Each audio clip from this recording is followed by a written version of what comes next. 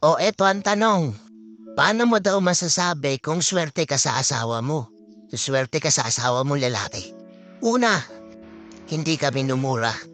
Ilan dito sa mga babaeng to na yung asawa nila pag nagagalit sa kanila, minumura agad sila. Minumura sila na kumurahin sila, akala mo hindi sila partner o hindi sila asawa. Nakakaala mo alipin sila. Every time na nagagalit yung asawa nilang lalaki, binagmumura agad sila. Swerte ka sa lalaki kung hindi ka minumura niyan. Lalo na kung may anak kayo tapos ayaw niyang iparinig dun sa loob ng pamamahay na yun na may nagbumura sa loob ng bahay na yun. Na kahit anong galit sa'yo ni Mister, o kahit anong galit sa'yo ng boyfriend mo, hindi ka mumurahin. Oo, magagalit siya.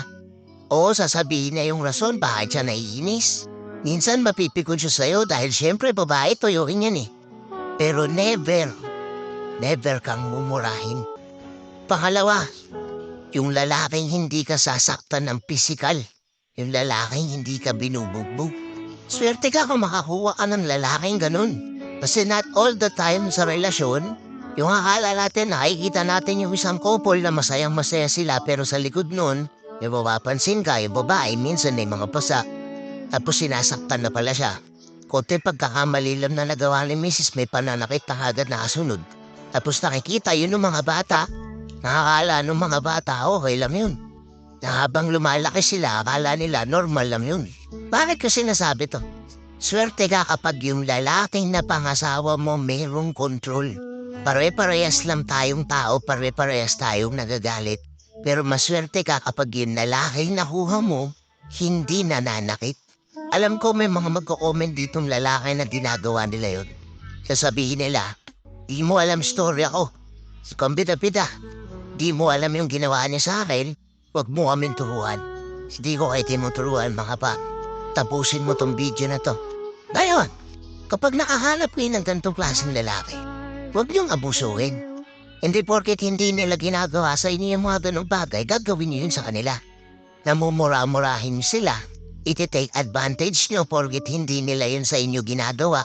Kayo naman yung tataranta to, kayo naman yung gagawa ng paggaguhan kasi ang nasa isip nyo, hindi naman kayo sasaktan eh. Di naman kaya magalit sa akin yan eh. Kaya kahit magkamali ako, okay lang. Kaya minsan, instead na ako yung maging pahinga niya dahil sa sobrang hirap at sa sobrang pagod na struggle niya araw-araw, para mabuhay yung pamilya ko, ako pa yung magiging cause para bumigat lalo yung nararamdaman niya. Nakuha nyo? Nagets nyo?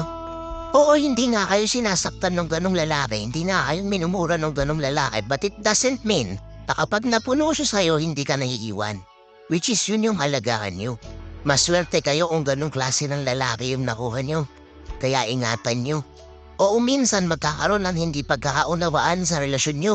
Pero hanggat maaari, kontrolin nyo yung sarili nyo at wag nang umabot na magkakasakitan at magkakamurahan pa kayo.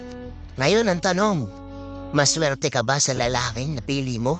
Yung asawa mo. Kagaya ba siya ng tinutukoy ko na hindi ka kayang murahil at hindi ka kaya saktan? Comment mo dito. Let's go. At oo nga pala guys, utang na loob, baka mapansin nyo to sa Facebook nyo. Eto, baka lumitaw to habang nag-i-scroll tayo sa Facebook. Pakipollow nyo naman ako din, supportahan nyo naman ako din. Kuya Martin TV, magsilipat na kayo dyan, parang awan nyo na yun lang. Let's go and peace out.